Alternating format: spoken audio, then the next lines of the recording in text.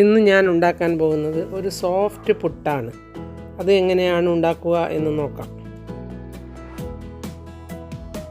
2 cup പുട്ടിൻ്റെ പൊടിയെടുത്ത് അതിൽ നിന്ന് 1.5 ടീസ്പൂൺ പൊടിയെടുത്ത് 1/2 കപ്പ് വെള്ളത്തിൽ ഒന്ന് ഇളക്കിയെടുക്കാം.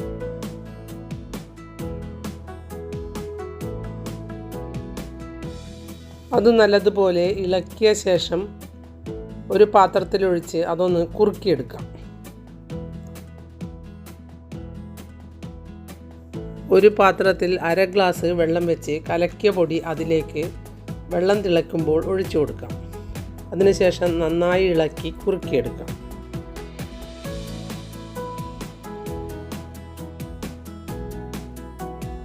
നല്ലതുപോലെ കുറുകി എന്ന് കണ്ടാൽ ഇത് നമുക്ക് ഇറക്കി വയ്ക്കാം. അതൊന്ന് തണുക്കാൻ വയ്ക്കാം.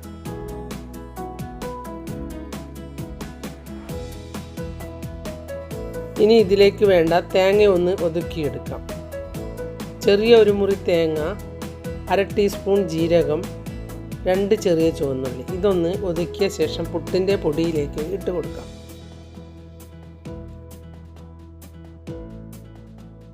ഇനി പുട്ടിൻ്റെ പൊടിയിൽ ആവശ്യത്തിനുള്ള ഉപ്പിട്ട് കൊടുക്കാം. അതിനുശേഷം ഒതുക്കിയ തേങ്ങയും ഇട്ട് കൊടുത്ത് കുറുക്കിയ കൂട്ടുമൊഴിച്ച് നമുക്കൊന്ന് ഇളക്കിയെടുക്കാം.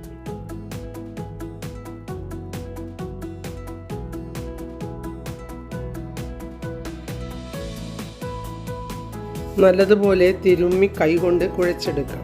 അപ്പോൾ തേങ്ങാപ്പാൽ ആ പൊടിയിലെല്ലാം കലരും. ഇത് കറിയില്ലാതെയും കഴിക്കാൻ നല്ല സ്വാദാണ്.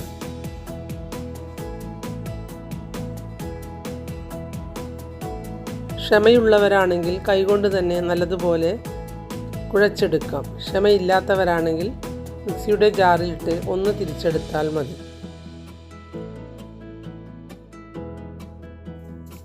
നല്ലതുപോലെ കുഴച്ചെടുത്ത പൊടിയാണ് ഇത്. ഇനി ഇത് സാധാരണ പുട്ട് ചുടുന്നത് പോലെ കുറ്റിയിൽ നിറച്ച് പുട്ടുണ്ടാക്കാം.